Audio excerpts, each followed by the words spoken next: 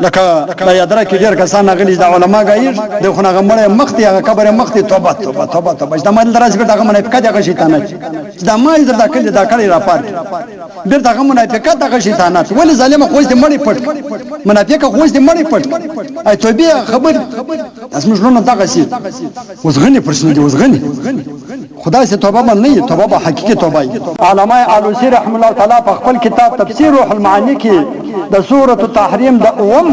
آیات نمبر لاندې د توبې د لپاره درې شرطونه لیکلي دي چې کچيري په یو چا کې د توبې دغه درې شرطونه موجود وو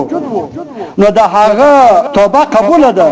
ورنه بیا توبه قبول نه ده بیا نو په خدای او په دین او په رسول مسخري کوي پس په خپل باندې توبه او په ځل کې عمل هغه رقم د خنزیر عمل دا توبه بیا نه ده قبول درې شرطونه چې په هغه درې شرطو کې اول شرط د توبې دا دی ان يقلع عن المعصيه وای چې په کومه ګناه کې انسان اخطای وي نو اول به هغه ګناه ځای پر ځای باندې پرېږدي چې بس بیا دا ګناه نه کوم خدای پاک دا نه چې یو ګناګار انسان خدای له توبه وکړي خو لیکن د دې ځای څخه ولاړ شي او یا د هغه راغلي تکلیف ختم شي په دې تکلیف راغلي را تکلیف او جمع توبه کړي چې هغه تکلیف ختم شي نو بیا بیرته ګناهو ته مخې په هغه ګناهو کې بیا بیرته چي شي مبتلا شي لکه دا یادره کې ډېر کسان غلي د علما غایر د خو هغه مړ مختی هغه قبر مختی توبه توبه توبه توبه دا مال درس کې دغه منافقه دغه شیطانت دا مال در داخل دا کړی را پات ډېر دغه منافقه دغه شیطانت ولې ظالم خو دې مړی پټ منافقه خو دې مړی پټ ای توبه خبر اسمه شلون دغه شي وزغنی پرشنه دي وزغنی خدا سے توبه باندې نه توبه حقيقي توبه یو بدای چې انسان په کومه ګناه باندې اخطای هغه ګناه به ځای پر ځای باندې پرېږدي دا یو وثني ان يندم على فعلها او د حقيقي توبه شلو دویم شرط دی چې پر هغه تیرو کړو ګناهو باندې به انسان سخت ندامت او سخت پښیمانی به ظاهري پر تیرو باندې به کلک پښیمانی او پرجاړي به او ور سره به او الله تعالی ته پډیر عاجزي او پډیر زاري باندې خپل عذر پیشي چې یا الله ځوان وم ناپوم د ځواني یا د پیغلتوب وخت وو ستانه فرمانی را څخه سوي دي نو یا الله ته مې معاف کړه بل چا در وټه کوم د چا و در ته ورسم ته یو در ورشه دا هغه در ته ورسم یا الله خو ستاسو درد یا الله ستاسو در مې ټکولې دي خدا پاک ازما وتا ته توبه ده نو یا الله ته مې معاف کړه او ته ارحم الراحمین ذات ما ته معافي وکړه پر ما رحم وکړه ځکه چې د یو ګناګار بنده ندامت او پښیمانتیا او الله تعالی ته ډیر خوش عمل دی دا لکه تر دې پورې په یو حدیث کې راځي حدیث قدسی دی وای چې الله تعالی فرمایي لعنین المذنبین احب الی من زجل المسبحین دا تفسیر رحمانی راوړی دی وای چې د یو ګناګار انسان د توبې شلو په وخت کې صرف د هغه ځګروي ماته د عبادت کوونکو تر شر او شور ډیر محبوب دی یو سړی عبادت کوي په عبادت باندې اخته دی دا رکعتونه کوي نفلونه کوي ټول شپه یو سړی ځګروي دی چې الله ما ګناهونه کړی دي مجرم یم سخت ګناګار یم خدای پاک ما معاف کړي یا الله د چا در وټه کوم خدای پاک د استا در رافات دي د ما ډیر ګناهونه سوي جنا پوی راز سوي دي خدای پاک ما معاف کړي ما ته معافي وکړي الله تعالی وای دا سړی ځګروي دا سړی دا خبره ما ته تر هغه سړی تر عبادت تر شر او شور ډیر خوند راکړي الله تعالی ته توبه دون خوند ورکړي دا غرنګ نبی عليه الصلاه والسلام فرمایي ليس شيء احب الى الله تعالى من قطرتين قطره الدموع من خشيه الله تعالى وقطره الدم تحرق في سبيل الله تعالى وای چې الله تعالی تدویر ساز کې ډیر محبوب دي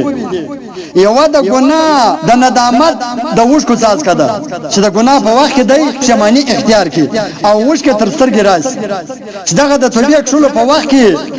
د انسان تر سترګې وښکه راځي او د الله تعالی د خوف د وجه دا و الله تعالی ته ډیره خوښه وښکه ده او ډیره خوښه قطره ده او بل د شهید د وینو هغه ساز کی چې خاص د الله تعالی د دین د حفاظت په خاطر راتوي دغه دوی کتري الله تعالی ته ډیر خوشي ورځ د قیامت په دغه د پاره دا د نجات ذریعہ جوړیږي یو دغه وښکه چې د الله تعالی د خوف سره توي سي او بل هغه وینه چې د الله تعالی په لار کې د شهادت یا د زخم په وخت کې توي سي خیر دا خو دوه شرطونه د توبې. وثالث ان يعزم ان لا يعود اليها ابدا. او د توبې کښلو دریم غټ شرط دا دی چې د توبې کښلو سره به انسان د خپل ځان سره دا کلکه فیصله او اراده او کلک نیت به دا کوي چې آینده به بیا زه ودې ګناه ودې فلانکي ګناه ته نه ورنږدې کېږم ان شاء الله تعالی. بیا مې توبه د خدای پاک. لہذا کچیر دغه درې شرطونه یي چې توبه په حقیقي توبه او پر تیر باندې کلک پښیمانه یي او پیلاله کلک عزم دی چې ما پات کې دا ګناه به زه بیا نه کوم. دا توبه الله تعالی ته دا رقم قبول ده لکه تا چې څه ګناه کړی خدای پاک دا رقم ختم. البته خو کچیر یو انسان د داسې حقیقي کلکې توبې کښلو څخه وروسته بیا یو وخت د شیطان په دوکه کولو سره په ګناه کې ملوث او وخت بیا ګناه جموس انسان دی. توبه وکړه یو کال بعد بیا ګناه جموس ولا نو بیرته د حقیقي توبه وکړي. صرف زبانی توبه نه حقیقي توبه دی وکړي الله تعالی بیا ور معافي. لہذا دغه رنګه که هر څو واره د یو انسان څخه ګناه وسی نو بیرته د پښیمانۍ په شکل د الله تعالی و دربار ته رجوع وکړي ځکه چې د الله تعالی دربار د ناامیدۍ دربار نه دی. خدای پاک د دربار څخه ناامید کېږي نه. لکه یو شاعر وایي فارسی بیتی وایی باز هر آنچه هستی باز گر گبر آتشی پرستی باز وای بیا راس اللہ تعالی وای رقم چې ته ار څومره ګناهګار چیه بیا راس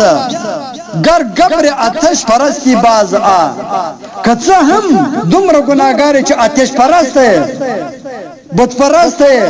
د بت عبادت کړي هم لیکن بیا راس زه معافوم. این در گهه امیدی نیست 100 بار توبه شکستی باز دا درگاز ما درگاه د امیدی نه ده 100 واره ګناه وک بیا راس بیا د ز قبلوم. الله تعالی دې دربار بار وای راځه زما د امیدی دربار نه دی زما د پښتون دربار نه دی خو زما نه فرمانی مکوه قدر سوسی حقیقي توبه را توکاشه زه دې معافوم. البته خدای الله تعالی دربار د امیدی دربار نه دی بلکې کچیر بیا هم د انسان څخه توبه ماته شي نو بیرته دي او الله تعالی ته ژر تر ژره ماجر رجوع وکړي. لہذا خو چې کوم چا دا مذکوره درې شرطونه پر ځای کړل نو هغه یقیني توبه وکړه او د هغه تیرو کړو ګناهو څخه صفاس نو بیا به یقینا الله تعالی د داسې خوش قسمت انسان دعای په خپل دربار علی کې قبلې او د پر دعا کولو باندې به الله جل جلاله د اسمان څخه د رحمت بارانونه نازلوي. الله تعالی دې عمر ته توفیق د توبې کښلو را نصیب بیا چې رقم خاص الله تعالی ته وکړه الله تعالی درڅخه قبلې.